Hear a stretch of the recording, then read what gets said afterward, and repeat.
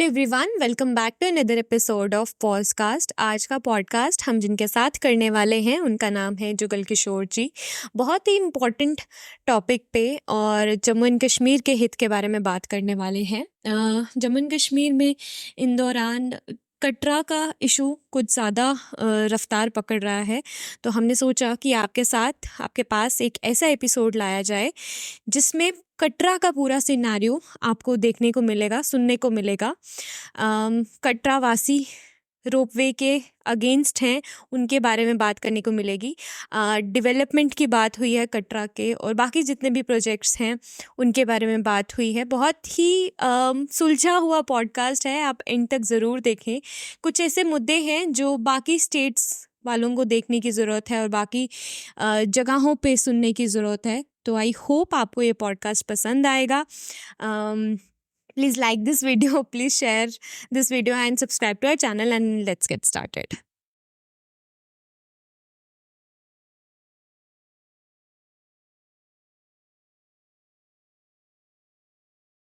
Hello everyone, welcome back to another episode of podcast. आज के podcast में जिनके साथ हम बात करने वाले हैं वो है एक फॉर्मर कैबिनेट मिनिस्टर रह चुके हैं जुगल किशोर जी। नमस्ते सर। जय माता की। जय माता दी सर, कैसे हैं आप? बढ़िया बढ़िया, एकदम बढ़िया। थैंक यू सो मच यहाँ पे आने के लिए। आज का पॉडकास्ट हम मेन पर्पस हम कटरा पे रखेंगे। आपके हिसाब से आप कटरा को कैसे देखते हैं? मेरे हिसाब से एक तो पहले आपका शुक्रिया, आपने मुझे बुलाया जी। और यहाँ तक कटरे का है। कटरा मेरी कर्म भूमि है, जन्म स्थान मेरा जो है वो रामबन है, वैष्णो देवी। और मेरा ननिहाल जो है वो कटरा में था, कटरा में है।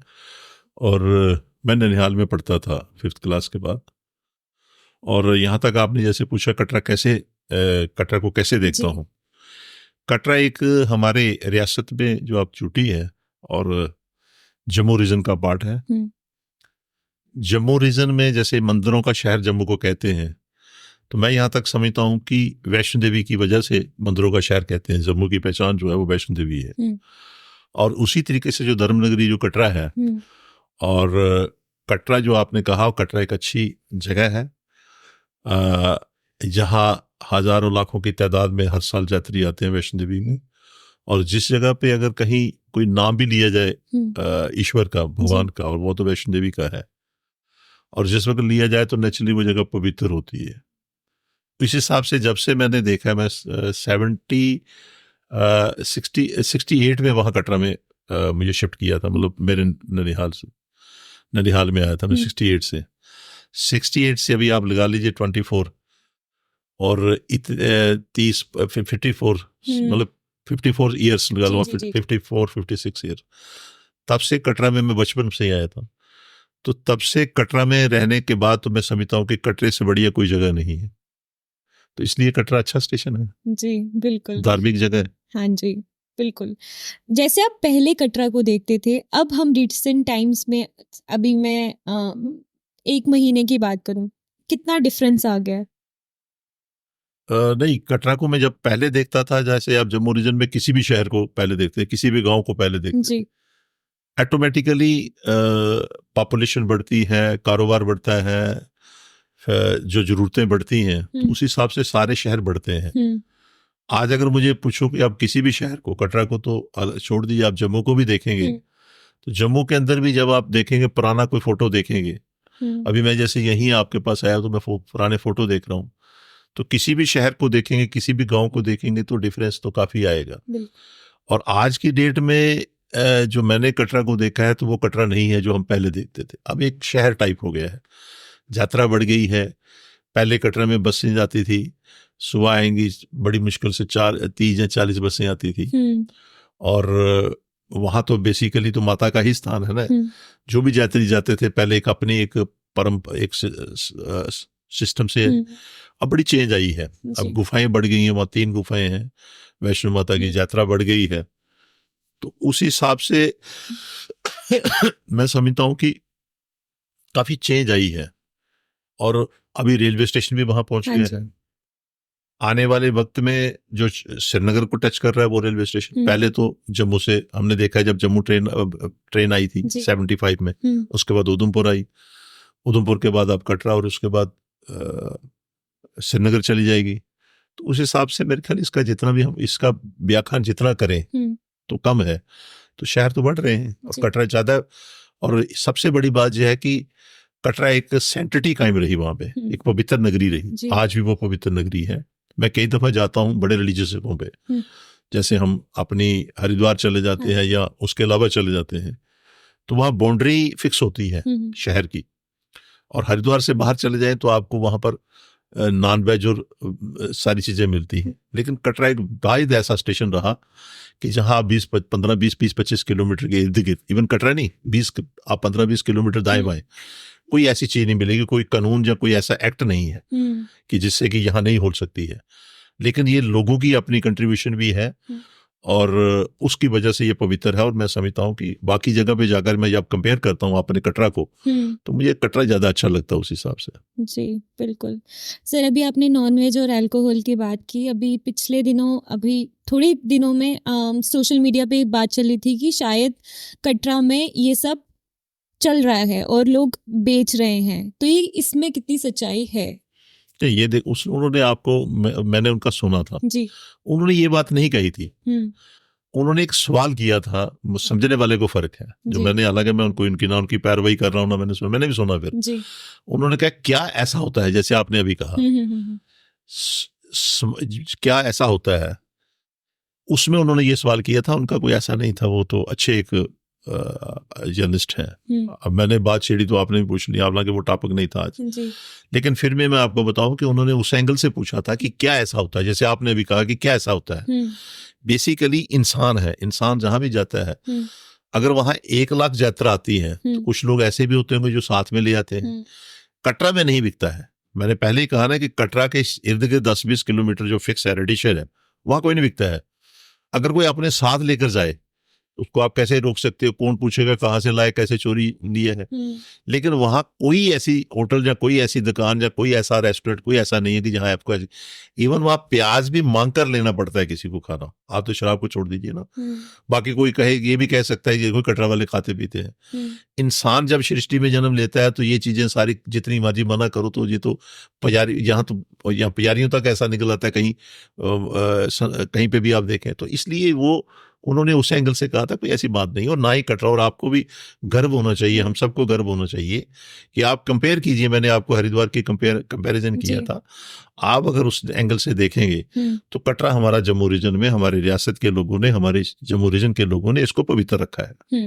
ओके सर, कटरा के लोग डेवलपमेंट चाहते हैं क्योंकि अभी जिस चीज पे एजिटेशन हो रही है वो एक किस्म का डेवलपमेंट में ही काम करेंगे।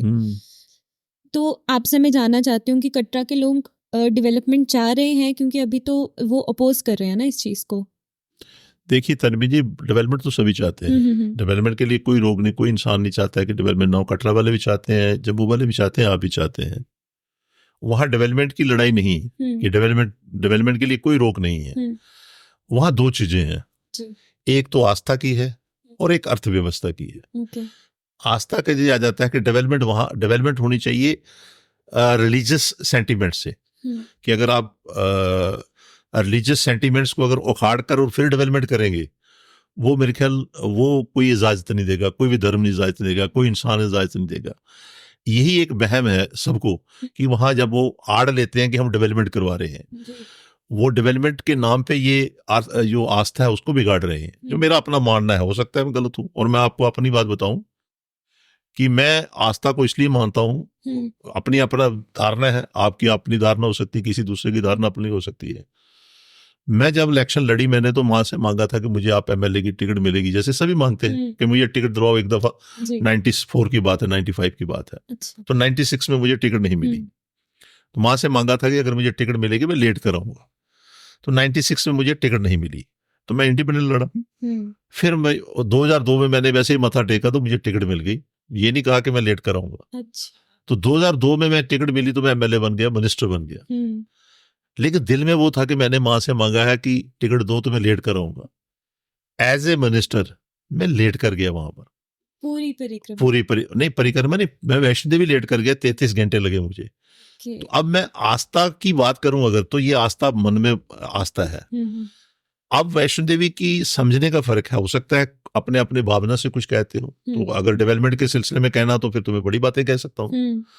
अब आप किसी भी हिंदुस्तान के मंदिर में चले जाओ तो वो रिलीजियस जगह को बिगाड़ते नहीं, उसको बनाते हैं और उसको उस तरीके से बिगाड़ते हैं जिससे वो आस्था बरकरार रहे।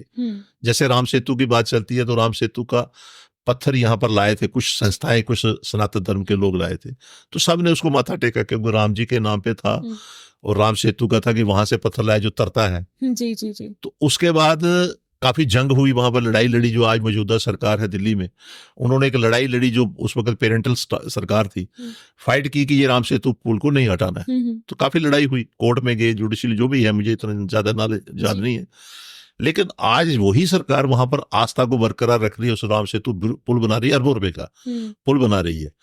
अब ये जो जहां पर है, अगर आप यहाँ तनवी जी आप भी जम्मू से हैं, या जो सुन रहे होंगे वो भी जम्मू से होंगे, या जो भी लोग हैं हमारे रिलीजियस, हमारे सनातन धर्म के होंगे, वैष्णो माता का सबसे पहले हमने इतिहास पढ़ना चाहिए, उस इतिहास को देखना चाहिए कि इसके अंदर है क्या, माँ कहाँ से आई। माँ का जो इतिहास बताता है, जैसे भैरव बाबा उनके पीछे लगे थे, जो भी बात थी, और उसका जहां जहां रुकना हुआ है, जैसे आप देख लिए कोल कंटोली में आज भीड़ होती है, वहां पर देवाबाई में भीड़ होती है। उसके बाद माँ का जो आखिरी स्थान है वो वैष्णो देवी है, लेकिन उससे पहले वो भूमिका मंदिर गई, उसके बाद फिर बाणगंगा, ये क्रॉस नहीं किया कि जैसे हम दर्शन करने गए थे माँ वहां से गई है।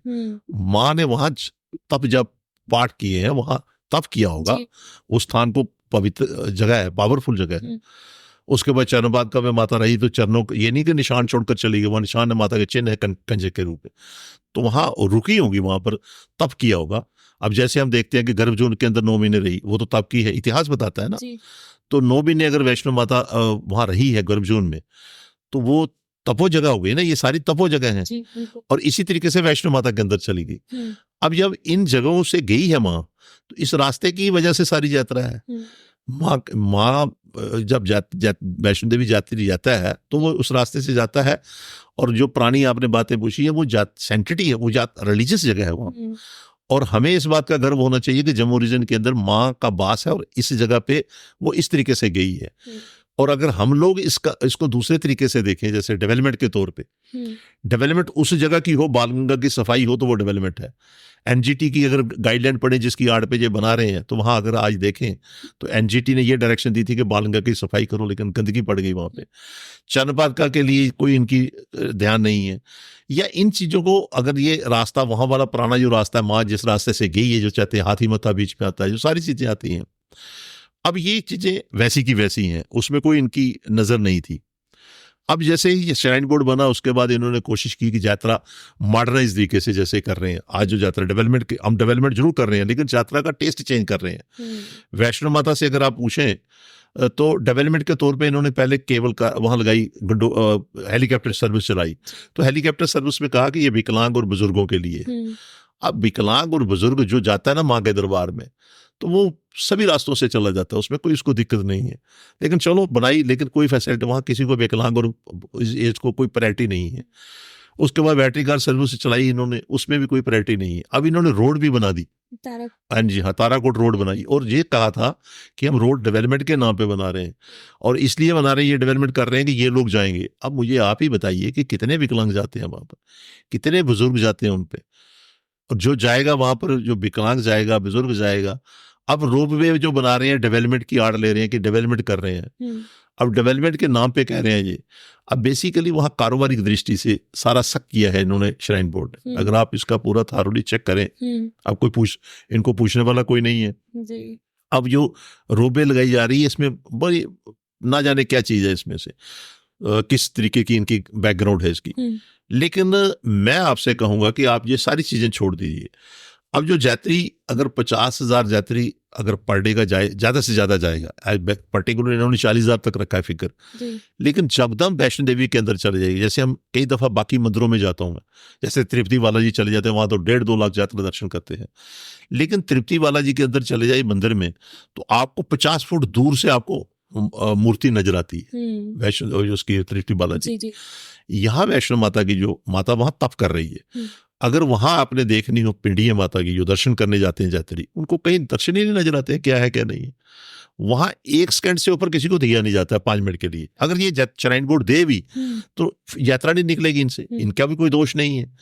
यात्रा भी इनको निकालनी है 24 घंटे के अंदर 40,000 अगर आदमी को दर्शन करवाने हैं तो वहां नजर। कई दफा मैं यात्री को पूछता हूँ वैष्णो देवी से, आप भी कभी पूछिए इनसे, मैं कई दफा वैष्णो देवी यात्री होकर आता है उसको पूछता हूँ कि कैसे दर्शन हुए, तो वो कहते हैं बड़े अच्छे माँ के दर्शन किए। मैंने कहा क्या देखा आपने? वो कहते हैं माँ शेर पे देखी हमने। उसकी भावना है। हालांकि वहां जो माँ की पिंडियां हैं, 3 पिंडियां, माँ काली, वैष्णो माता और सरस्वती, वही दर्शन है। लेकिन जिस यात्री की भावना इतनी है, वो यात्री वैष्णो देवी से नीचे से पैदल जा रहा है, उसकी भावना है, वो दर्शन जब करता है तो उसको माँ नजर आ रही है। रास्ते में वो माता के भेंट गाते जाता है, माता का नाम लेकर जाता है, और जिस वक्त वो वैष्णो देवी पहुंचता है तो उसके अंदर यही रहता है कि वो गुफा के अंदर गया, माँ के दर्शन किए, जो उसको नजर आया। लेकिन वो जब उसको पूछो, वो कहता है जब मैं नीचे से चलता हूँ बाणगंगा से, माँ मेरे साथ होती। तो अब मुझे बताओ, जब माँ उसके साथ वो महसूस करता है, हम उस सारी सेंटिटी को खत्म करके हम कहें जहाज लगा दिया, हम कहें बैटरी कार लगा दी, हम कहें रोड बना दी, हम कहें कि रोबे लगा दी, तो ये तो एक किस्म का हनीमून टाइप हो जाएगा ना बनाने के लिए, जब पिकनिक स्पॉट हो जाएगा। डेवलपमेंट पिकनिक स्पॉट और हनीमून के लिए है। रिलीजियस अर्थव्यवस्था जो हम आस्था जो है वो तो बिगाड़ने की है। अब हम कंपेयर, कई दफा इनसे पूछो तो कंपैरिजन करते हैं कि देखो हरिद्वार के अंदर चले जाओ, हरिद्वार के अंदर गंगा है, उसकी गंगा कहीं पे भी आप स्नान कर लो। माँ की गुफा जो है छोटी है, ऑलरेडी 3 गुफाएं बना दी उसकी, माँ वहां छोटे वहां बैठी हुई है। अब जब उसको आप अब ज्यादा, फिर जब जिस वक्त आप सारी रोप वे भी ले जाओगे आप यात्री को जगदम भवन पे, अब जैसे यात्री जो चलता है नीचे से ऊपर तक, मैं नीचे से चल रहा हूँ, आप मेरे से 3 घंटे पहले चल रहे, लाइन लगी होती है, पूरा पैक होता है रास्ता भी, अभी हालांकि भीड़ नहीं है, यात्रा 30,000 25,000 चल रही है, पूरा पैक होता है। जगदम आप 25 को वहां पहुंचा दोगे तो कैसे दर्शन करवाओगे आप उससे? इसलिए ये इनकी जिद है, और जिद जो इस वक्त है दिल्ली की सरकार की है। ये श्राइन बोर्ड नहीं लगा रहा है, श्राइन बोर्ड नहीं कर रहा है, ये श्राइन बोर्ड का खाली नाम है। जो जिसने ठेका लिया है वो अलग है, जिसने ठेकेदार के शेयर होल्डर बने हैं वो अलग है, और इनकी बैग जो कर रहा है वो दिल्ली कर रही है। तो इसलिए ये डेवलपमेंट नहीं है, ये पैसे कमाने का साधन है। अब इसमें मैं कह सकता हूँ, आप देख लीजिए वहां हमने प्रोटेस्ट किया है, जम्मू रीजन के सारी लोगों ने सपोर्ट की, चैम्बर्स ने सपोर्ट की कि ये गलत है, क्योंकि जम्मू रीजन के अंदर एक ही हमारा रिलीजियस जगह है, रिलीजियस आस्था के हिसाब से भी और अर्थव्यवस्था के हिसाब से जम्मू में एक ही जगह है। चैम्बर ने कहा, सपोर्ट की, चैम्बर की आवाज़, चैम्बर ने भी अपने तरीके से कहा, सभी सरकार को भी कहा, दिल्ली भी कहा, कुछ नहीं सुना। उसके बाद ट्रांसपोर्टेशन ने भी की, बार एसोसिएशन ने भी ओपनली नहीं की, लेकिन बीच बीच में उन्होंने भी कहा। लेकिन इन सब के बाद कहने के बावजूद भी उनका जिद वहीं की वहीं रही, और हमें बड़ी बदकिस्मती हमारी ये है कि हो सकता है जुगल किशोर गलत हो, मैं हो सकता हूँ मैं गलत हूँ, लेकिन मुझे अफसोस इस बात का है कि 25 MLA 28 MLA हमारे बीजेपी के जीत करके 28 में से एक ने भी नहीं कहा कि होना चाहिए या ना हो। वो कह दे कि होना चाहिए, हालांकि नहीं कहना मीन्स कि वो कह रहे हैं कि लगनी चाहिए। आज की डेट में मेंबर ऑफ पार्लियामेंट हमारे 7 दिन वहां बंद रहा, वो गया ही नहीं वहां पे। अभी परसों सुनने में आया वो वहां गया था, वो कहता नहीं जैसे लोग कहेंगे वही होगा, लेकिन लोगों के बीच में बैठकर मजबूरी से, अगर आप उसकी कैसेट देखें, उनके साथ विधायक भी थे, तो उनकी जवान नहीं खुली, वो चुप रहे। तो मेरे हिसाब से ये टोटली इस वक्त जो है जम्मू रीजन के अंदर जो लोग जीत कर जाते हैं उनका रोल ज्यादा होता है। हालांकि मैंने पहले ही कहा आपको कि ट्रांसपोर्टेशन काफी लोगों ने सपोर्ट की कि ये गलत है। ये नहीं कि कटरा की इशू था, कटरा के अंदर पॉपुलेशन है 5,000 के करीब, वहां अगर कोई काम करता है 1.5 लाख आदमी काम करता है, 5,000 रहेगा, 1.5 लाख बाकी चले जाएंगे, तो कटरा का 5,000 में जो यात्री आएगा उतरेगा तो वही, कोई फर्क नहीं पड़ेगा। लेकिन आस्था बिगड़ जाएगी, जम्मू रीजन का अर्थव्यवस्था बिगड़ जाएगी उस एंगल से देखे तो ये लड़ाई वो थी और ये लड़ाई वो है। अभी भी जो उन्होंने फैसला किया है, जैसे उन्होंने फैसला किया है कि हम इसमें लोगों से पूछेंगे, लेकिन वहां लोगों से पूछा नहीं जाएगा, जाएंगे भी लोग कहकर भी, लेकिन उन्होंने जो करना है वही करना अपने हिसाब से। तो इसलिए जो आपने बात कही थी कि डेवलपमेंट के खिलाफ कोई नहीं है, डेवलपमेंट होनी चाहिए, डेवलपमेंट करें। वो डेवलपमेंट इस बात की डेवलपमेंट नहीं है कि गंडोला लगाकर यात्री को ले जाएंगे, हेलीकॉप्टर भी लगाया, बैटरी कार भी लगाई, रोड भी बनाई, उसके बाद गंडोला भी ले जाएंगे, कल को ये कहेंगे डेवलपमेंट के नाम पे माँ की पिंडियों को ही बाहर ले आएंगे, ये तो वही कर सकते हैं, तो वो गलत है। 3 गुफाएं आगे ऑलरेडी बनी हुई है, वहां भीड़ इतनी होती है, वहां दर्शन ही नहीं होते हैं वहां पे, तो ये सारा कमर्शलाइज है। जैसे आप देखें कहाँ किस जगह पे ऐसा सिस्टम है, हमने काफ़ी जगहें देखी हैं, काफ़ी रिलीजियस जाते हैं, वहाँ आरती अटका आरती के दर्शन है, वहाँ इसके दर्शन है, क्या नाम है इसका, दर्शन, हर एक चीज़ के पैसे हैं वहाँ पे। तो ये बड़ा कमर्शलाइज हो चुका है। अभी आप देखें वहाँ मुझे आप सिर्फ सारी बातें छोड़िए, 9 करोड़ रुपए की पूजा की सामान की दुकान जाती है, प्रसाद तो सबने चढ़ाना है ना, गरीब ने भी चढ़ाना है, छोटे ने भी। 9 करोड़ की दुकान जाती है वहाँ भवन पे। अब मुझे बताओ कि किस तरीके से ये काम कर रहे हैं। तो उस हिसाब से अब ये बड़ी बदकिस्मती है हमारी। ये चीज़, अगर यही चीज़ कश्मीर के अंदर देखा जाए तो कश्मीर का व्यापारी एक है, कश्मीर का वकील एक है, कश्मीर का पॉलिटिशियन एक है, कश्मीर का गुलमर्ग वाला पहलगाम की बात करता है, पहलगाम वाला गुलमर्ग की बात करता है। हमारी जम्मू रीजन की एक बदकिस्मती है कि हम लोग जो हैं, हम सभी अपने घर पे लीडर हैं, हम अपनी बात कहते हैं, वो कहेगा कि जुगल गलत है, जुगल गलत है। उस वजह से हमारे जम्मू रीजन के अंदर ये नुकसान होगा, क्योंकि ऑलरेडी अमरनाथ जी की यात्रा हमारी ट्रेन जाएगी श्रीनगर, तो वो चलिए, मैं दूसरे एंगल से कह रहा हूँ। पहले तो आपने कहा कि यहाँ से जो यात्री जाते थे पहले, तो जब यहाँ अब नहीं उतरेंगे ट्रेन, अब मैंने देख रहा था 26 जनवरी को ट्रेन जाएगी श्रीनगर, ये भी चले जाएंगे। दरबार मूव का आपने देखा, मैं दूसरे एंगल से कह रहा हूँ, दरबार मूव भी आपका चला गया। अब जिस वक्त यात्री वहां से आएगा 6 मिनट ऊपर जाने में लगाएगा, 6 मिनट ऊपर लगाएंगे, यात्रा जब कम होगी तो उसी वक्त वो आएगा, उसको ट्रेन खड़ी होगी, वो श्रीनगर चला जाएगा। कटरा में क्यों रहना, जम्मू में क्यों रहना, वो तो श्रीनगर चला जाएगा। ये सारा आप देख लीजिए, आने वाले वक्त में कटरा को कोई फर्क नहीं पड़ेगा कारोबारिक दृष्टि से। कटरा शहर को जो 5000 आदमी होंगे, बाकी चले जाएंगे वापस, लेबर भी चले जाएगी, लोग भी चले जाएंगे, लेकिन जम्मू रीजन को फर्क पड़ेगा, ये मेरा मानना है। ओके ओके सर, अभी आपने एमएलएज वगैरह की बात की, तो मैं उसी पे आ रही थी कि सिर्फ एजुटेशन में आप दिखे या फिर हमें लोकल इन्फ्लुएंसर्स या फिर कंटेंट क्रिएटर्स ही दिखे, जो हमने चुने हैं लोग जिनको वापस हमने लेके आए हैं, वो लोग नहीं दिखे इसमें। देखिए बेसिकली क्या है कि पॉलिटिकली आदमी जो ग्रास रूट से जो मेहनत करता है, जो जुड़कर आया ना, तो उसको लोगों के साथ हमदर्दी होती है, वो लोगों के बीच में जाता है। अब जो लोग मोदी जी के नाम पे आज की डेट में कहीं भी देश में बन रहे हैं, जम्मू की तो छोड़िए आप बात, वो लोगों के बीच में नहीं जाते, वो कहते हैं मोदी जी हमें जिता रहे हैं। और फैक्ट है कि मोदी जी अच्छे इंसान हैं, अच्छे प्राइम मिनिस्टर हैं, लेकिन जो लोग रिप्रेजेंटेटिव उनके बन रहे हैं, वो लोगों की खिदमत या सेवा करने के लिए नहीं। आज जो आपने सवाल पूछा, चाहे आप पिछला रिकॉर्ड देख लीजिए, 2000 अपना ये 19 की इलेक्शन देख लीजिए, आपने 14 एमएलए जिताए थे पहले, 14 में, 2009 में बम के टाइम पे, वो रिलीजियस सेंटीमेंट से बने थे। तो उन्होंने बम के बाद जिस वक्त बन गए, तो उसके बाद जम्मू की क्या दशा की, उनमें से 5 तो बिक गए थे, 5 ने तो अपने आप को ही बेच दिया था वोट सिस्टम में। 2019 में इनको 25 एमएलए मिले, उनकी देख लीजिए कि जम्मू के अंदर क्या भावना थी, क्या काम किए उन्होंने, लेकिन वोट मोदी जी के नाम पे थे। आज इसी तरीके से जो बात आपने कही है, यही हमारा गिला है। मैं ये कह रहा हूं कि लगने के लिए कहते हैं कि हम डेवलपमेंट के लिए वहां पर लगनी चाहिए, रोबे लगनी चाहिए, कहें ये, और यही कहें कि नहीं जी नहीं लगनी चाहिए, कोई लाइन तो पकड़े ना। और यहां तक जो अच्छे लोग हैं, जैसे कुछ लोग वहां आए थे, जैसे मैं अकेला नहीं था वहां पे, संघर्ष समिति थी, संघर्ष समिति तो सारी जेल के अंदर ले गए, तो मैं तो वैसे वहां मुझे करना पड़ा ये सारा, तो मैं तो लोकल था, इलेक्शन भी लड़ी, हमने लोगों के बीच में रहते हैं। बहुत से लोग आए वहाँ पे, जो लोग जम्मू के अंदर डेवलपमेंट चाहते हैं, बहुत से लोग जिन्होंने इलेक्शन लड़ी थी वो आए थे वहाँ पे, जो बीजेपी छोड़कर आए हैं, कुछ लोग वो थे उनमें से, जैसे पवन खजूरिया जी थे उधमपुर से, ये थे अपना अजय नंदा जी थे, हर्षदेव जी थे, बहुत से लोग आए वहाँ पे। यहाँ से एमएलए कुछ गए थे, बनी से एमएलए गए थे। अब यो लोग लगाना चाहते हैं, जैसे लगा रहे हैं, मैं तो सीधा से बात कहूंगा कि श्राइन बोर्ड को दोषी नहीं मैं मानूंगा, क्योंकि श्राइन बोर्ड के अंदर मैंने देखा है कि अगर आप बोर्ड मीटिंग देखेंगे, वहाँ जितने मेंबर्स हैं, वो तो वहाँ तो कोई बोल अंगूठा छाप ही हम डोगरी में कहते हैं, वहाँ तो उनकी सुनवाई कुछ नहीं है। एलजी साहब बैठे होंगे, जिस वक्त एलजी या गवर्नर बैठा हो, तो कोई भी मेंबर हो, मेरे जैसा कोई भी हो, तो वहाँ क्या बोलेगा उनके आगे, जो कागज आएगा उस पर दस्तखत करने हैं।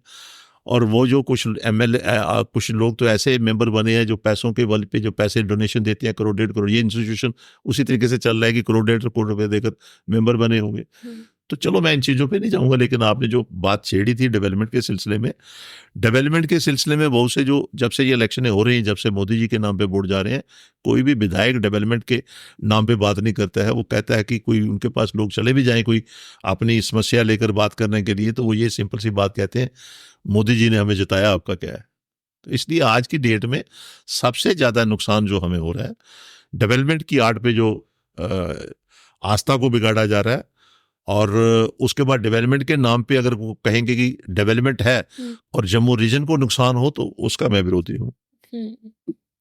तो इस सब में श्राइन बोर्ड का क्या टेक है? अभी कोई स्टेटमेंट आई है उनकी या फिर कुछ फैसला लेने वाले हैं वो? नहीं, उन्होंने अभी जैसे एलजी साहब ने कमेटी बनाई है, अभी कमेटी आएगी, लेकिन कमेटी में यही कहा कि रोड पे लगनी है, लेकिन कहाँ से लगानी है, दाएं से लगानी है या बाएं से लगानी है। जबकि मुझे पूछेंगे, हो सकता है सभी लोग मिलेंगे, लेकिन मैं अगर जब मिलूंगा तो मैं कहूंगा कि मैं इसके हक में नहीं, जो मेरी अपनी आस्था है। हो सकता है, मैंने जैसे आपको पहले ही कहा कि मैं being a minister Vaishno Devi late कर गया था, तो ये मैंने कभी आज तक बताया किसी को नहीं, लेकिन मैं इसलिए बता रहा हूँ मेरी अपनी आस्था है। तो आस्था के साथ खिलवाड़ गलत है। दूसरा, आप अगर जगदम यात्री को सब लेकर जाएंगे वहां पर भवन पे, तो वहां गुफा के अंदर आप कैसे यात्री को अकोमोडेट करेंगे? आप कैसे आप यात्री को, जैसे अभी अगर यात्री जो नीचे से चलता है एक आदमी, तो लाइन लगी हुई है, तो 3.5-4 घंटे लगते हैं उसको भवन पहुंचने के लिए। जब वो वापस वहां पहुंच दर्शन करता है तो इतने में जो पीछे वाला 3.5-4 घंटे में लगती है, पूरी लाइन पैक होती है। तो उस हिसाब से अगर माँ के दर्शन तो सिंपल से है कि किसी को बताते तो नहीं है ये 3 पीढ़ी है, माँ काली, वैष्णो माता, सरस्वती, दर्शन तो उसी भाव, वो यात्री जो आ रहा है उसी भावना से आ रहा है। और सेंटिटी को खत्म कर, जैसे मैं कहता हूँ, मैं कई दफा मैं भी जाता हूँ हेलीकॉप्टर पे, कई दफा मैं गाड़ी पे जाता हूँ, लेकिन मुझे वो सुकून नहीं मिलता जो मैं लेट कर जाऊंगा, जो मैं पैदल जाऊंगा। मैं अभी आपको बताऊं कि मैंने इलेक्शन लड़ी, हार गए हम 1200 वोट से, क्योंकि प्राइम मिनिस्टर खुद आए थे वोट वहां कैंपेन करने के लिए। कटरा वैष्णो देवी इंपॉर्टेंट सीट थी वैष्णो देवी की, वहां उन्होंने रोड शो किया, वहां उन्होंने इलेक्शन की, तो मैं थोड़े से वोटों से हार गया। तो वहां पे मेरा मन था, माँ को मैं गया तो मैं, कोई जीत कर जाता है, मैं हार कर गया वहां के पास, मैं हार कर गया नंगे पाँव माँ के पास। मेरी तो मैंने कहा ठीक है, माँ माँ है, उसका थोड़े हम कहेंगे उसमें है।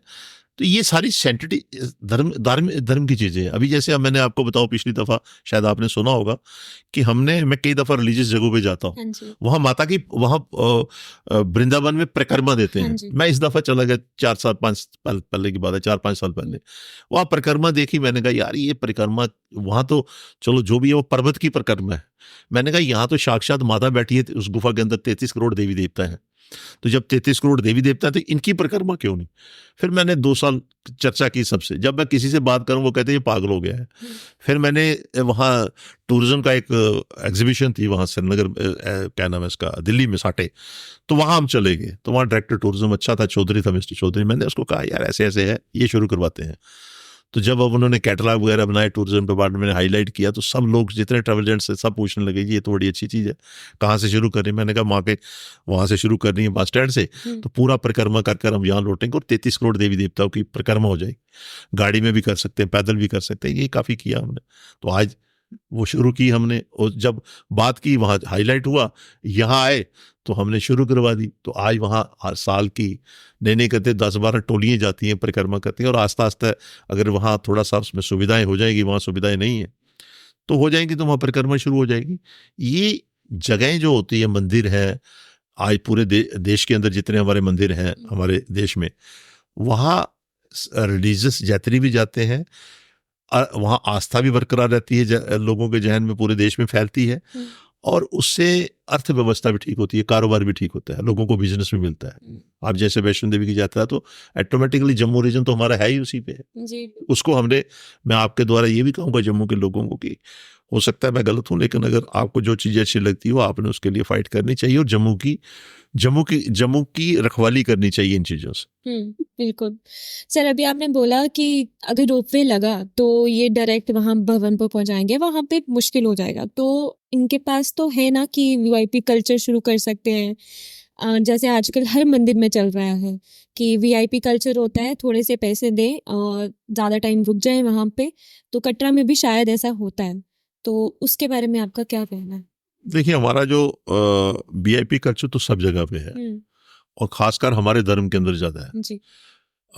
जितने भी मंदिर चले जाएं आप, गुरुद्वारे में वीआईपी कल्चर नहीं आपको मिलेगा। वीआईपी वहां जो जाएगा तो हो सकता है वो जूते साफ करे, और ये हमने लाइन पकड़ाई। अभी आप देखिए कोई संत महात्मा अच्छे आते हैं जिस वक्त, तो वीआईपी को स्टेज पे चढ़ाएंगे। तो ये कल्चर थोड़ा सा खराब है, इसको तो वही लोग सुधार सकते हैं जो लोग वहाँ मैनेजमेंट करते हैं, चाहे वो श्राइन बोर्ड हो चाहे अदर्स हो।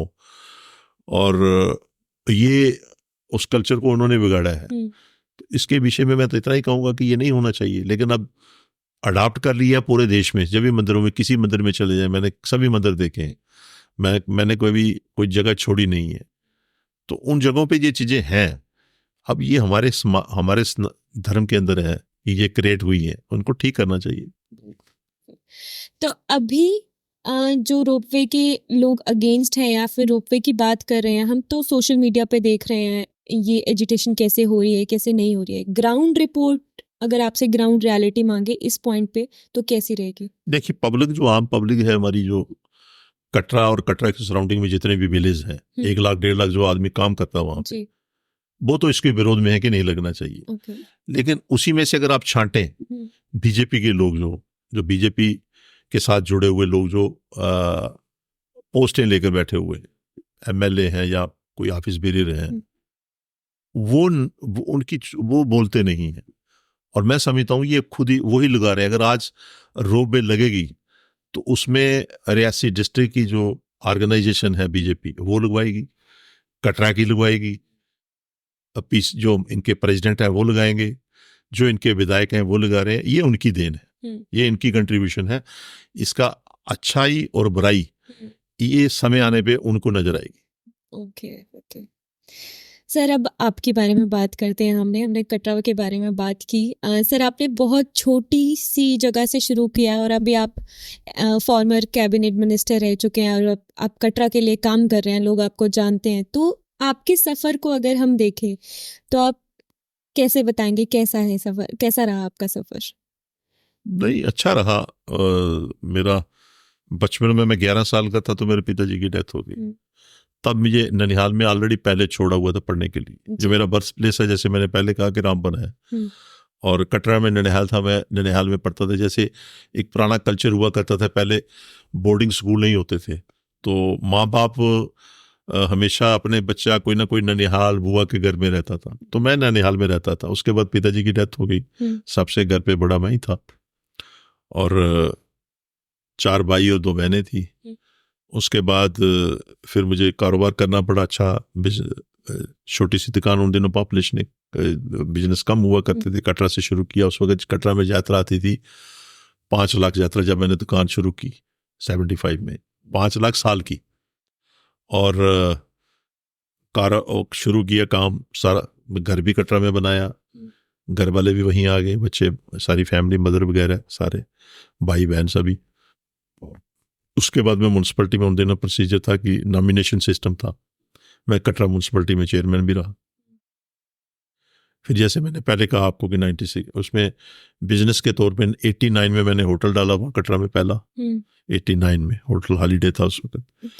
तो सफ़र अच्छा रहा मेरा। और 96 में जैसे इलेक्शन मैंने पहले ही बताया कि लड़ी इंडिपेंडेंट, और उसके बाद 2002 में इलेक्शन लड़ी, फिर मैं एमएलए मिनिस्टर बना। और उस टाइम पे टेन्योर पे हमने कोशिश की कि कटरा की डेवलपमेंट, कटरा में कोई ऐसा काम ना किया जाए जिससे कटरा को नुकसान हो या जम्मू रीजन को नुकसान हो। और मेरे टाइम पे कोई ऐसी बात नहीं, ना ही कोई रोड का काम हुआ, ना ही कोई, मेरे बाद जो विधायक बने उनके टाइम पे रोड का काम शुरू हुआ। उनके टाइम पे जो कटरा कमेटी की इनकम थी वो चली गई। तो ये सारी चीज़ें। लेकिन यहाँ तक मैं ओवरऑल देखूँ तो मेरा अपना सफ़र जो है, कोई भी इंसान हो उसका टफ तो होता है, अच्छा भी होता है, टफ भी होता है। तो अगर हम याद करें उस टफ के टाइम को और अच्छे टाइम को, मैं यहाँ तक समझता हूँ कि ओवरऑल ठीक रहा। मुझे एक जो मेरी सोच है उसके मुताबिक कभी ऐसा तकलीफ नहीं हुई। दिक्कतें आती हैं लेकिन अच्छा सफ़र रहा। और आज एमएलए मिनिस्टर रहा मैंने। मेरे टाइम पे मुझे सबसे बड़ी खुशी की बात यह है कि 1947 में हिंदुस्तान आज़ाद हुआ। रियासी जो हमारी थी डिस्ट्रिक्ट हुआ करती थी बिफोर 47, और आफ्टर 47 वो डिस्ट्रिक्ट चली गई थी। 15 अगस्त 1948 में डिस्ट्रिक्ट हमारी रियासी से चली गई थी। आज मुझे ये अपना फ़ख्र है कि 2002 से लेकर 2008 तक जब मैं एमएलए बना, मिनिस्टर बना, तो हमारे टाइम पे गुलाम नबी आज़ाद साहब चीफ मिनिस्टर थे। उस टाइम में कैबिनेट में था। तो हमें ये डिस्ट्रिक्ट हमने वापस 2006 में वापस लाई। तो रियासी आज डिस्ट्रिक्ट है। तो डेवलपमेंट के तौर पे हमने कोशिश की सब जगह पे। और जैसे खासकर जम्मू रीजन के अंदर कोई भी रिलीजियस जगह होगी तो कहीं पे भी आप मुझे खड़ा करेंगे, वहीं जाकर आप पूछेंगे, कुछ ना कुछ निशानी हमने वहाँ भी छोड़ी होगी। और जो मेरा टेन्योर था जम्मू रीजन में, अब कहीं भी चले जाएं तो कुछ ना कुछ हमने एक डेवलपमेंट के तौर पे, जो आप पहले सवाल पूछा था, डेवलपमेंट के नज़रिए से हमने डेवलपमेंट करवाई वहाँ पे, चाहे कहीं भी चले जाएं आप मेरे साथ। तो मैं अपनी कॉन्स्टिट्यूंसी का मिनिस्टर नहीं था, ये एक ही कॉन्स्टिट्यूंसी का जैसे होता है कि लोग इलेक्टेड होते हैं कॉन्स्टिट्यूंसी तक सीमित रहते हैं। तो मैंने जम्मू रीजन में काम किए तो मुझे फ़ख्र है और अच्छा टाइम रहा। उसके बाद फिर मैं अपर हाउस में चला गया, MNC चला गया। तो आज के वक्त में जो रूखी सूखी मिल रही है माँ भगवती के आशीर्वाद से, हम उसमें खुश हैं, जैसे वो रखे उसमें खुश हैं, उसी का दिया हुआ सब कुछ। जी सर, बिल्कुल उन्हीं का दिया हुआ है। तो आपने इंडिपेंडेंट क्यों लड़ा? क्योंकि जो आप पहले जिस पार्टी के साथ थे, कांग्रेस के साथ थे, आप उन्हीं के साथ कंटिन्यू कर सकते थे। नहीं, ठीक कहा आपने कि हमने इंडिपेंडेंट क्यों लड़ा। इंडिपेंडेंट लड़ना थोड़ा टफ होता है, कोई इंडिपेंडेंट कहीं वो नहीं कर सकता, और फिर आज के दौर में तो ज़्यादा टफ है। हमने जिस वक्त गुलाम नबी आज़ाद साहब, मैंने जैसे जिक्र किया कि डिस्ट्रिक्ट उन्होंने दी, काफ़ी मेरी अटैचमेंट उनके साथ है और हम उनका रिगार्ड करते हैं। तो जब उनके पार्टी के अंदर जब कुछ आपस में उनकी नहीं मिसअंडरस्टैंडिंग हुई तो वो पार्टी छोड़कर आए। और ये बात भी दुरुस्त है कि कोई ना कोई नेशनल पार्टी में कोई भी आदमी जुड़ता है तो कहीं ना कहीं उसका स्टेट लेवल पे कोई ना कोई लिंक्स होते हैं, जो लीडर की, कोई भी लीडर हो उसके साथ जुड़ा रहता है। हम उसके साथ जुड़े थे, जब वो आए तो हम भी वापस आ गए। 2 साल व्यतीत किए, जो भी था सफ़र अच्छा था, कैसा था तो हमने व्यतीत किया टाइम। तो जिस वक्त इलेक्शन आ गई असेंबली की, तो उस वक्त हमारा DPAP से जो आज़ाद साहब की पार्टी थी उससे लड़ना थोड़ा नामुमकिन था कि हमें लोग वोट नहीं देंगे, कुछ ऐसी चीज़ें थी, जो बातें थी जिसकी वजह से। लेकिन मैं लोगों के साथ जुड़ा हुआ था, तो तब फिर मैंने देखा कि उनको छोड़ा तो हमने कोशिश की अपना पार्टी, पेरेंटल पार्टी जिसका आपने जिक्र किया, वहाँ कोशिश की हमने टिकट कि हमें टिकट दी जाए। लेकिन बदकिस्मती से वहाँ पर ऐसी सोच नहीं है जो इंदिरा जी के टाइम पे सोच हुआ करती थी। इंदिरा जी के टाइम पे जिस वक्त वो इमरजेंसी के टाइम पे इंदिरा जी अरेस्ट हुई और उसके बाद दोबारा सरकार बनी, जो उनके अपने आदमी थे छोड़कर चले गए थे, जैसे डॉक्टर करण सिंह जी भी चले गए थे, इनके साथ काफ़ी लोग चले गए थे उस वक्त, पेरेंट जितने भी पुराने लीडर्स थे। लेकिन इंदिरा जी जब वापस पावर में आई तो ये लोग फिर वापस आने के लिए कहा। इंदिरा जी ने सिर्फ डॉक्टर करण सिंह जी के लिए एक रेड इंक लिखी जब लिस्ट गई थी जी स्टेट PC से, तो उन्होंने कहा बाकियों का फैसला आप कर लें, ये वाला फैसला मैं करूँगी। इंदिरा जी ने कहा डॉक्टर करण सिंह जी के लिए, और बाकी जो यूब खान जी वगैरह और बहुत से लोग थे वो वापस चले गए कांग्रेस के अंदर। हमने ऐसे ही हमने भी रिक्वेस्ट की थी इनको कि हम आ जाते हैं, हमें टिकट दे दीजिए। तो 2-3 जगह पे मेरी थी लोगों की चर्चा कि भाई यहाँ से लड़े, रियासी से लड़े, कटरा से लड़े, रामबन से लड़े। तो मैंने कहा था कि मुझे टिकट दे दो। तो जब टिकट नहीं मिली तो फिर लोगों ने मजबूर किया कि आपने लड़ना। हालांकि मेरा मन नहीं था इंडिपेंडेंट लड़ने के लिए। मुझे मालूम था कि वैष्णो देवी की जो सीट है, जब बीजेपी ने अयोध्या हारी है, बद्रीनाथ, तो ये सीट इतनी इजी नहीं है इंडिपेंडेंट लड़ना। लेकिन कंटेस्ट किया हमने, और वो आपको मैंने बताया कि प्राइम मिनिस्टर खुद आए यहाँ जम्मू रीजन में, और प्राइम मिनिस्टर सिर्फ जम्मू में एक पब्लिक मीटिंग की और एक कटरा में की। कटरा में समझो कि आप कटरा वैष्णो देवी में रोड शो किया। ये उनकी सोच थी। हालांकि प्राइम मिनिस्टर का असेंबली सीटों में जाना थोड़ा सा अच्छा उसमें अच्छा नहीं लगता, लेकिन चलो अब जो भी है हमने लड़ी। तो सभी कहते थे कि इंडिपेंडेंट, लेकिन बहुत सी ऐसी दिक्कतें थी वहाँ पर इंडिपेंडेंट लड़ने में, क्योंकि इस वक्त जो मौजूदा स्थिति है, सरकार उनकी है, एडमिनिस्ट्रेशन उनकी है, सरकार एडमिनिस्ट्रेशन भी हमारे खिलाफ थी, पूरी सरकार तंत्र महत्र सारा उनके हमारे खिलाफ चला। फिर देश के प्रधानमंत्री जिनकी वेब से लोग जीतते हैं वो खुद ही वहाँ आ गए, तो फिर मैं क्या कर सकता था। लेकिन फिर भी मुझे माँ के आशीर्वाद से हमें फ़ख्र है कि माँ के आशीर्वाद से हम कंपटीशन पे रहे।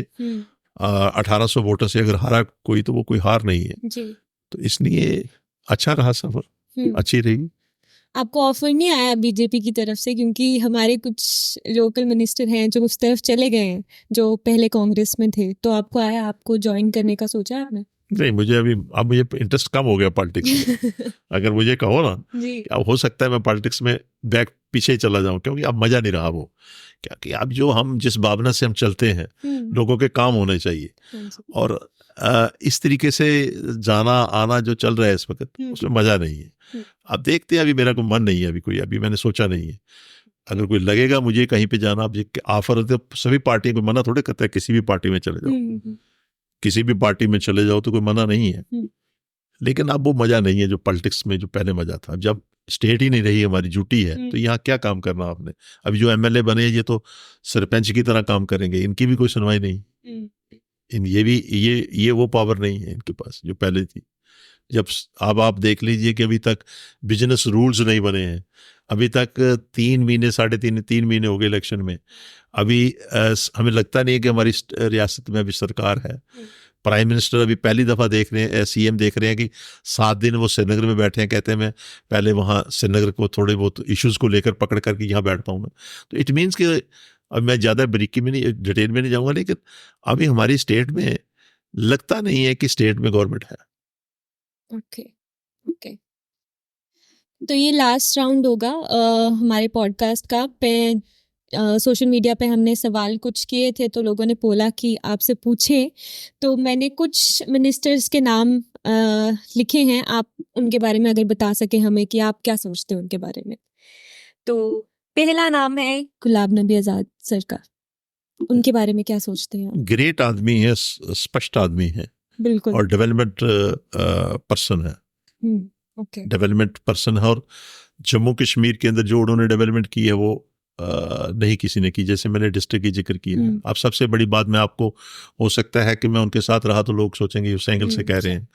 आप सबसे बड़ी बात है कि कश्मीर के अंदर मुगलों ने गार्डन बनाए थे, और ये पहले इंसान है जिन्होंने टुलिप गार्डन वहाँ पर क्रिएट किया है। और ये जितना काम जम्मू में करते हैं उतना श्रीनगर जितना इतना जम्मू में। डिस्ट्रिक्टें दी तो 4 दी। आज भद्रवा में डेवलपमेंट देखी उन्होंने की, यहाँ टूरिज्म की पोटेंशियल है और टूरिज्म जाता है, लेकिन उसको उसके बाद डेवलप नहीं हुआ है। इसी तरीके से जितने टूरिस्ट सर्किट बनाए उन्होंने बनाए, एडमिनिस्ट्रेटिव यूनिट उन्होंने बनाए, तो ये बड़ी काफ़ी डेवलपमेंट पर्सनैलिटी है, डेवलपमेंट है, अब विजनरी इंसान। बिल्कुल। राहुल गांधी जी के बारे में? राहुल गांधी एक अच्छे एजुकेटेड, पढ़े लिखे हैं, लेकिन स्टेट फॉरवर्ड है, रिस्ट्रिक्ट है, मतलब पॉलिटिकली जो आदमी के अंदर फ्लेक्सिबिलिटी होनी चाहिए वो उनमें कम है, लेकिन अच्छा इंसान है। ओके। रविंद्र रैना सर के बारे में? रविंद्र रैना सर पूजा पाठी हैं जी, उनसे अगर कोई प्रवचन सुनने हो तो बड़े अच्छे हैं, और बीजेपी का सारा बोझ उन्होंने उठाया था, और मैं यहाँ तक समझता हूँ कि बीजेपी को उन्होंने कंट्रीब्यूट किया है। सारी जितनी लोग बाहर गालियां देते थे उन्होंने खाई। अच्छे इंसान है। बिल्कुल। मोदी जी के बारे में? मोदी जी एक पूजा पाठी इंसान है, अच्छे इंसान है, पावरफुल है, और डिसीजन मेकर है, बोल्ड है जी, और बीइंग ए पार्टी में हो सकता है कुछ और कहूँ, बीइंग ए पॉलिटिकली एंगल से मुझे भी हो सकता है कि मेरी कॉन्स्टिट्यूंसी में आए हैं वो, लेकिन नहीं, अच्छे इंसान है, और देश को उन्होंने मजबूत किया, और इंटरनेशनल लेवल पे उनका एक नाम बना है। और जम्मू कश्मीर में उन्होंने एक स्टेप गलत लिया हुआ, 4 स्टेप अच्छे भी लिए। बिल्कुल। जयशंकर ठीक है। ओके। तो अभी आप एट प्रेजेंट अगर मैं बोलूं कि आप जिस लीडर को देखते हैं, या फिर जम्मू एंड कश्मीर में या फिर इंडिया में, जिनको आपको लगता है कि शायद कुछ अच्छा हो जाए, उनकी निगरानी में हो सकता है, तो वो कौन रहेंगे?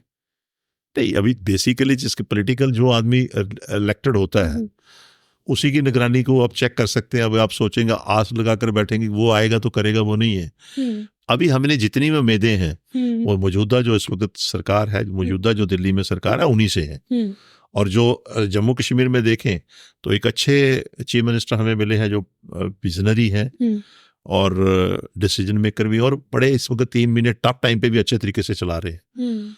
तो अगर दिल्ली की सरकार कोई भी हो, कोई भी लीडरशिप हो, सरकार अच्छी होनी चाहिए, सरकार अच्छी चलाने वाला होना चाहिए। ये चला अच्छे रहे हैं। मैंने जैसे पहले ही कहा आपको कि एक काम उन्होंने गलत किया हो 5 मिनट के लिए, जो मुझे नहीं सूट करते, लेकिन 4 अच्छे भी किए हैं। मिलिटेंसी को क्रश किया है, डेवलपमेंट हमें नजर नहीं आ रही लेकिन फोकस तो उनका है, बता तो रहे हैं। कश्मीर के अंदर डेवलपमेंट ज्यादा हुई है, जम्मू में कम हुई है। वो बिल्कुल। तो उस एंगल से अगर हम देखें तो चूज नहीं कर सकते आप कि कौन सा लीडर अच्छा है, लेकिन मौजूदा जो इस वक्त देश के प्रधानमंत्री हैं वो अच्छे हैं, और चीफ मिनिस्टर जम्मू कश्मीर के अच्छे हैं। आपसे मुलाकात हुई है उनकी, सीएम सर की? हाँ, मेरी मुलाकात हुई। ओके, ठीक है। तो कैसा, मतलब उनका विजन कैसा लगता है आपको जम्मू के लिए अगर पूछे? जब मैंने शुरू में देखा तो शुरू में मीन्स कि जब चीफ मिनिस्टर पहली दफा मैं मिला इनसे, जब चीफ मिनिस्टर 2009 से 14 में थे, उस वक्त सुपर फास्ट गाड़ी थी ये, मतलब आली नाल थे, स्टेट की थी इनके पास। तो उसके बाद तो मैं मिला नहीं उसके उन दिनों, फिर उसके बाद अब मिला हूं मैं इनसे। अच्छा। वैसे तो हम दूर से तो आदमी को रीड करते रहते हैं, अब मिला तो आज उसमें बड़ी चेंज है, मैच्योरिटी है, विजन है। मैं एक टॉपिक पे मिला था, पत्नीटॉप के टॉपिक पे, तो एक विजन है। और दूसरा, वो जम्मू और श्रीनगर को दोनों को इकट्ठा चलाना चाहते हैं। जम्मू के लिए उनको ज्यादा है कि भाई मैं जम्मू में कुछ काम करके दिखाऊं। अब ये हम लोगों का भी फर्ज बनता है कि जम्मू के लोगों का, कि हम उनसे काम लें। लेकिन बदकिस्मती ये है कि जब ये तभी काम कर सकते हैं जब उनको स्टेट मिलेगी, पावर मिलेगी। अभी तो उनके पास जो बिजनेस रूल्स नहीं आए हैं। अब वो अपने एंगल से जो मर्जी कहें, लेकिन हमें दिख रहा है कि कुछ भी नहीं है उनके पास, क्योंकि जिस वक्त सरकार बनाने से पहले ही दिल्ली की सरकार ने एलजी को पावर्स दे दी थी सारी। अब इसमें कोई शक नहीं, एलजी भी हमारे अच्छे हैं, लेकिन जब तक स्टेट गवर्नमेंट जो चुनी हुई सरकार के पास कुछ ना हो, तो वो स्टेट या वो रियासत या वो ड्यूटी काम नहीं कर सकती, वो डेवलपमेंट नहीं हो सकती। लोग सफर होंगे इससे, जम्मू के लोग भी सफर होंगे, कश्मीर के लोग भी सफर होंगे, जब तक ये चलता रहेगा, जब तक इनके पास पावर्स ना आए, स्टेट ना मिले। तो आपको लगता है कि जम्मू एंड कश्मीर को वापस स्टेटहुड मिल जाना चाहिए? नहीं, लगता नहीं है, हमारा राइट है, हमें तो मिलना चाहिए। ये लेट कर रहे हैं, जबकि जब ये जुटी बनी थी तो होम मिनिस्टर ने उस वक्त पार्लियामेंट में कहा था कि हमने जैसे इलेक्शन खत्म होगी तो देंगे। इवन सुप्रीम कोर्ट की डायरेक्शन से इलेक्शन होगी। ये इलेक्शन इन्होंने, दिल्ली की नीयत नहीं थी इलेक्शन करवाने की, अब सुप्रीम कोर्ट की डायरेक्शन से हुई। उन्होंने ये भी कहा कि आप इलेक्शन भी करवाइए और स्टेट भी दीजिए। अब उनके हाथ में थैली है, ये कब उसकी डोगरी में हम कहते हैं, कब वो गंड खोलते हैं, कब ये रस्सी खोलते हैं, तो पावर तो उनके पास, स्टेट तो देनी चाहिए। ये डेमोक्रेसी का गला घोट रहे हैं कि कितनी देर घोट कर रखेंगे, ये उनके ऊपर है। बिल्कुल। ऑलराइट, जाते जाते सर आखिरी सवाल, आपकी जर्नी बहुत इंस्पिरेशनल रही है हम लोगों के लिए, जम्मू एंड कश्मीर के बाकी जितने भी यूथ हैं जो आपको देखते हैं उनके लिए। अगर लास्ट मैसेज आपको कुछ देना हो हम जैसे यूथ के लिए या जम्मू कश्मीर के लोगों के लिए, वो क्या रहेगा? देखिए, इस वक्त मैं तो यही कहूँगा अपने युवाओं के लिए कि अच्छी एजुकेशन लें और कोशिश करें कि माँ बाप का सहारा बने।